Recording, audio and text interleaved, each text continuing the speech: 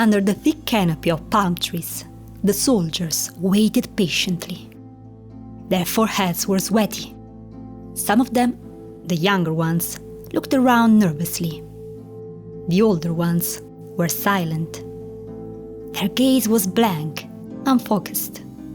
They knew what was coming. Just half a mile from them, the enemy battle standards waved in the hot wind, and the foe's bronze weapons glinted in the sun. A high officer in his rich woolen mantle made a gesture. The man close to him grabbed his spear and barked at the soldiers, "Shield wall! Come on, move!" A drummer began to beat. The men were like being awakened from a dream.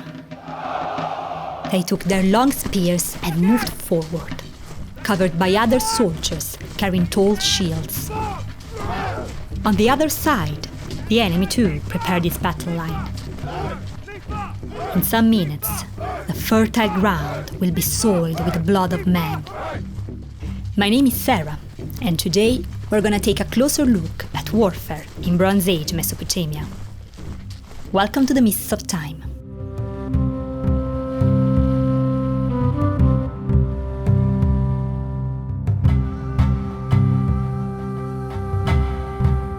The scene we have just witnessed wasn't made up by me. It is inspired by what we can see on the Stele of Vultures, which is a stone monument that depicts the victory of the city-state of Lagash over its enemy Ummah. The year is around 2500 before the Common Era. On the stele, we see soldiers in a precise formation, wearing standardized equipment and uniforms. It is one of the earliest representations of professional soldiers in history. This image is no wonder. The land of Mesopotamia was divided into many different city-states, and some of them were in a constant state of war. From the archives, we know that in the whole region there was at least one major military operation per year. For instance, the case of Ummah and Lagash. They fought over a piece of fertile land at their borders for about 150 years. And yet, despite the state of endemic warfare, we know very little about how the kings waged war. We have documents that analyze every administrative matter, but sadly, no treasure trove of military documents has reached us. For instance, we know exactly how much barley was allocated from royal granaries to the army to bake bread. We know how much beer and how many sheep were given to the soldiers to feast, and so forth. We even know exactly how much sailors were paid to transport soldiers, and yet no documents about orders, tactics, or training have reached us. Unfortunately, we must deduce everything from indirect evidence. Let's return to the Stele of Vultures. I would like to analyze it with you to see what we can understand about warfare in this remote era. First of all, the Stele of Vultures takes its name from the depiction of vultures feasting over soldiers' bodies. A gruesome sight that had to be quite common after every single battle. On the stele, we can see King Ennatum of Lagash with his soldiers. They are marching over fallen warriors. The soldiers are wearing leather or bronze caps to protect their heads. Both of their hands are firmly on the long spears. So, who's holding the shields?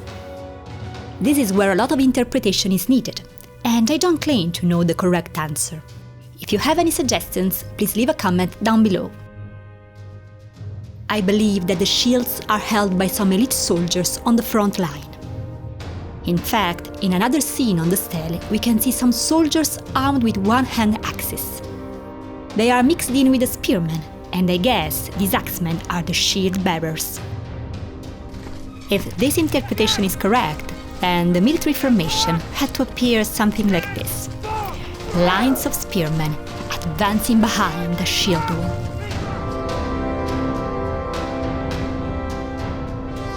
The so-called Standard of War is another piece of evidence about Sumerian military activity. It is an artifact with incredibly beautiful inlay ornamentation.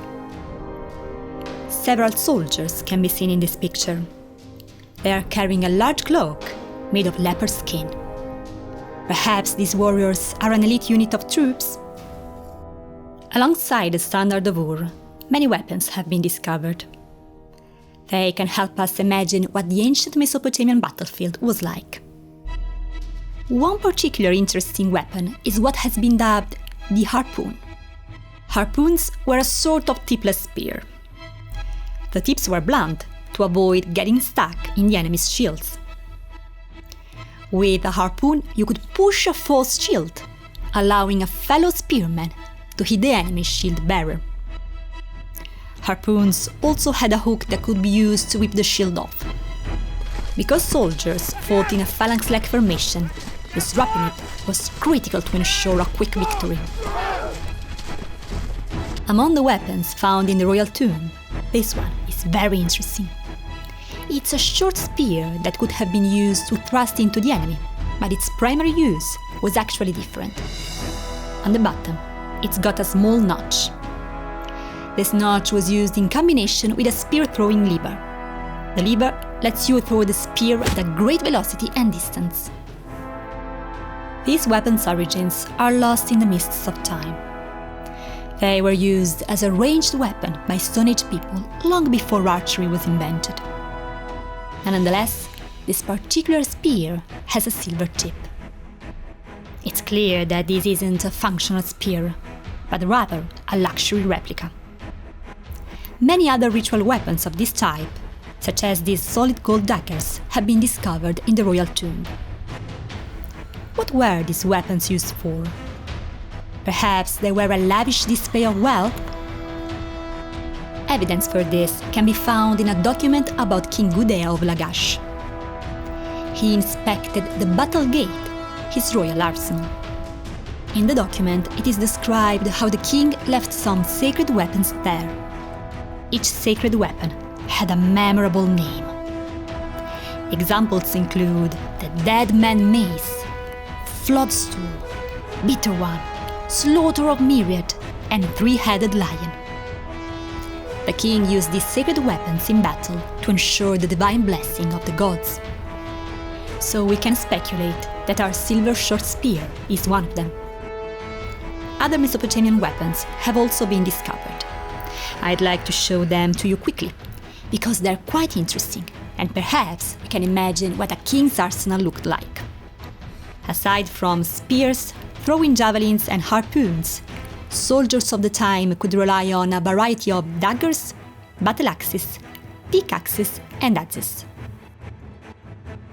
But the most lethal weapon of the time was the war wagon, a quick and highly maneuverable platform. The charge of a wagon's unit could break any infantry formation, providing a clear tactical advantage. If you're interested in Sumerian war wagons, we have an episode about them.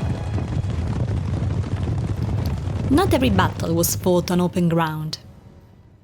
Actually, Mesopotamia was a highly urbanized region, so pitched battles were extremely rare. Long, exhausting, and bloody sieges were used to fight wars. All cities and towns were fortified with strong walls and towers. We know from a text that as soon as the threat of a siege became clear, work in the surrounding fields was halted, soldiers were mobilized, and guards patrolled the walls at all hours of the day and night. The walls were not only defended by humans. When a city was in danger, sacred banners and symbols were displayed on the walls in the hope that the gods would scare enemies away. During a siege, the attacking army would do the most basic thing possible. It would wait. Once a city was surrounded, it was possible for the attacking army to hope that granaries would soon be empty. But this wasn't always possible. Perhaps the defending city had vast stocks of barley and grain. Or perhaps their allies would send armies to break the siege. A Bronze Age Mesopotamian general had many options for quickly winning a siege. Some of them can be seen on cylinder seals discovered in modern-day Syria. The main tactical requirement was to position archers near the city walls, but a cover was obviously required to protect them. They could choose between curved shields made of bundled reeds and heavier screens on wheels. With these covers, archers could threaten the defenders on the walls, and meanwhile, men filled the ditches around the walls with sand and dirt. If the city walls were built on a rocky cliff, dirt ramps were built to bring siege engines closer to the city. The real action could start once ramps and ditches had been filled. Massive siege towers were brought up against the walls. They provided archers with a raised platform from which to engage soldiers posted on the walls.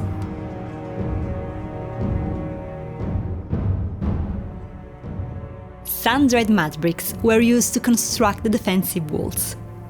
This material was quite effective and inexpensive. However, a mud brick wall was powerless to repel a well-organized besieging army. In fact, once the siege towers were in place, another weapon was used. We refer to it as a battering ram, despite the fact that it was different from later siege weapons of the same name. The wall made of sun-dried mud brick was actually pierced by a kind of pry bar. When a breach was opened, the battle was over. The defenders were probably exhausted by months of starvation, and a smart defending general would surrender as soon as the ramps were constructed, hoping in this way to spare the city from destruction by paying a humiliating tribute. These were the weapons they fought with. But who were the soldiers? All the able-bodied men had to render service to the ruler. The king generally used this free labor to repair defensive walls and dug irrigation canals or build palaces. But it wasn't unusual for men to be mobilized into the army. For example, the great King Shulgi recorded 1 year of his reign as the year the citizens of Ur were drafted as spearmen. The military-age men of Ur were probably all conscripted into a great army. Trying to avoid military service could be very dangerous. We have many documents about people who have been tracked down and arrested with the accusation of desertion. Conscripted men could not serve the king for too long, as there were fields to be plowed and sown, barley to be harvested, and canals to be maintained. But the king had the so-called redu at his disposal. They were professional soldiers who in peacetime acted as bodyguards, messengers, and guards for trading caravans. And in general, they worked as internal security officers. In some ways, they were like the modern-day French gendarmerie, half soldiers, half policemen. The commander-in-chief was the king, but he couldn't lead an army alone. In fact, the chain of command was actually quite advanced. Under the king, there was a shagina, a general who in some cases acted as a sort of military governor. A shagina commanded many nobanda, captains, who in turn led units of a few hundred men. These units were led by ugulas, lieutenants who were followed by about 60 or 10 men. Okay, so we have seen how soldiers were mobilized, armed, led, and how conquered cities. One last point remains: victory. When soldiers returned home victorious, they indeed had prisoners and a large amount of loot. A portion of it was donated to the gods, and therefore to its temples and priests. The king received a sizable portion of the loot as well. He used it to cover the majority of the war's costs. The final portion was given to the soldiers as a reward for their service. We are aware that impressive banquets were prepared for the warriors who had won. We have meticulous records that detail the number of sheep that had to be butchered for meat, as well as the amount of beer that had to be consumed. For instance, The king of Umma served 600 soldiers who had just returned from a campaign 1,200 liters of beer. To me, it sounds like a fun party. Anyway, documents of the time give us the impression that looting was the major purpose of war. Many wars were nothing more than very well-organized cattle raids. It's quite likely that great armies, like the one of Sargon of Akkad, became like a plague. They were forces too big to be maintained by the economy of the kingdom alone. So in turn, the king had to plunder outside its borders, feeding an insatiable war beast. Just imagine what kind of trail of horrors they left behind. Actually, you don't need to imagine it, as we have an episode on Sargon and his successors. The link should be up there on the screen. So, Mesopotamians were perpetually at war. For centuries, some city-states fought for strips of fertile land, while others carefully prepared their defenses to avoid becoming easy prey. The development of a well-organized military machine was a natural result for this political scenario. From time to time, one city could conquer the entire region, ensuring peace and stability. But the domination never lasted too long. Okay, that's it all for today. I hope you enjoyed this episode. To avoid missing the next one, subscribe and hit the bell. See you next time in the mists of time.